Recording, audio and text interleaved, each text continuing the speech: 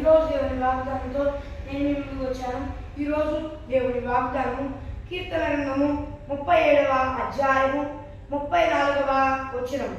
యెహోవా కొరకు కనిపెట్టుకుని ఉండుము, ఆయన మార్గమును అనుసరించుము, భూమిని స్వాతంత్రించుకున్నట్లు ఆయన నిన్ను హెచ్చించును, భక్తిహీనులు నిర్మూలము కాగా నీవు చూచెదవు.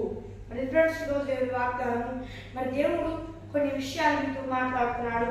ఏమనంటే, నా కుమారుడా, నా కుమార్తె, నా కొరకు నీవు కనిపెట్టుకో.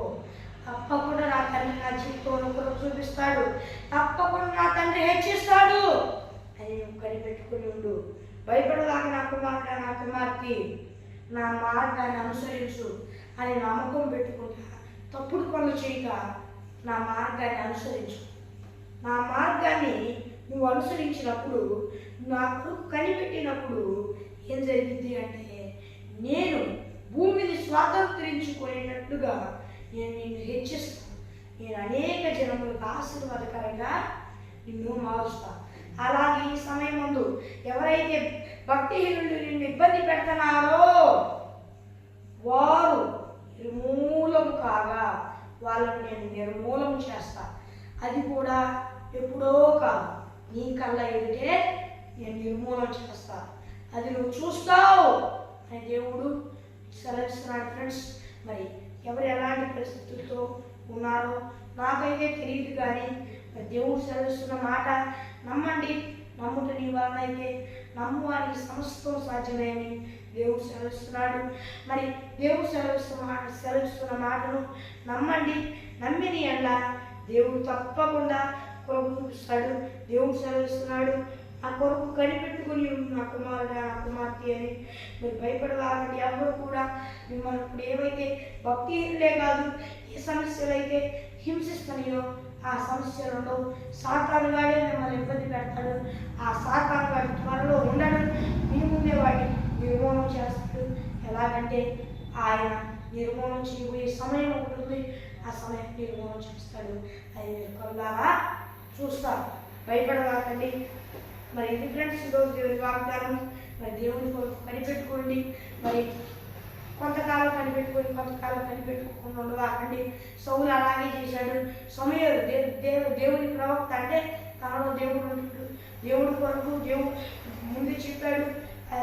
దేవుడు మరి ముందే చెప్పాడు మరి తన ప్రవక్త ద్వారా 7 రోజులు ఆగని. అయితే సౌలు కొంచెం అంట ఒక 10 నిమిషాలు లేట్ అయ్యేటప్పటికి ఆ 10 నిమిషాల్లో బలి అర్పించేశాడు. రావట్లేదు అని మీరు అలా ఉండవాకండి. కొంతసేపు వెయిట్ చేసి కొంత సమయంలో హెచ్చం పడతారనగా తప్పు చేస్తారేమో జాగ్రత్త. దేవుడు క్రమక్రమంగా హెచ్చిస్తాడు. అయితే కొంచెం హెచ్చించినప్పుడుగా గర్భపడిపోతారేమో జాగ్రత్త. మీరు ఎన్నడూ గర్వపడకూడదని ఆయన సెలవిస్తున్నాడు. మీరు ఒకవేళ పూర్తిగా హెచ్చింపబడిన తర్వాత ఇల్లు గర్వపడినచో మీరు మళ్ళా ఇప్పుడు స్థానానికి వస్తారు. జాగ్రత్త. మరి దేవుడు సెలవిస్తున్నట్లుగా దేవుడు కనిపెట్టుకుని ఉండండి, ఆయన మార్గాన్ని అనుసరించండి. అప్పుడు మీ జీవితంలో ఏం జరిగింది అంటే, మీరు భూమిని స్వాతంత్రించుకునేటట్లుగా మిమ్మల్ని ఆశీర్వదించి అనేక జన్మలకు ఆశీర్వాదకరంగా దేవుడు మారుస్తాడు. మరి ఫ్రెండ్స్, ఈరోజు నేను వాగ్దానము మరి చిన్న ప్రార్థన చేసుకున్నాం. పరలోకమందున్న దేవా, ఆయన మరి నీ బిడ్డలతో సూటిగా స్పష్టంగా నీవు మాట్లాడేటువంటి 1,000 కోట్ల స్తుతులు స్తోత్రాలయ్యా. నాయన ఎస్ఐ ఈ బిడ్డలందరూ ఈ పూర్వకోణ వారందరూ నమ్ముకొని మార్పు సుపచారం పొందుకొని బాప్తీసం తీసుకొని రక్షణ పొందుకొని నీ ఆత్మను పొందుకొని నీ ఆత్మ అభిషేకం పొందుకొని చేయ. ఒకవేళ పొందుకొని కూడా దారి తప్పితే మళ్ళా మార్పు సుపచారం పొందుకొని రక్షణ పొందుకొని దేవా నీ ఆత్మను పొందుకొని నీ ఆత్మ అభిషేకం పొందుకొని చేయ.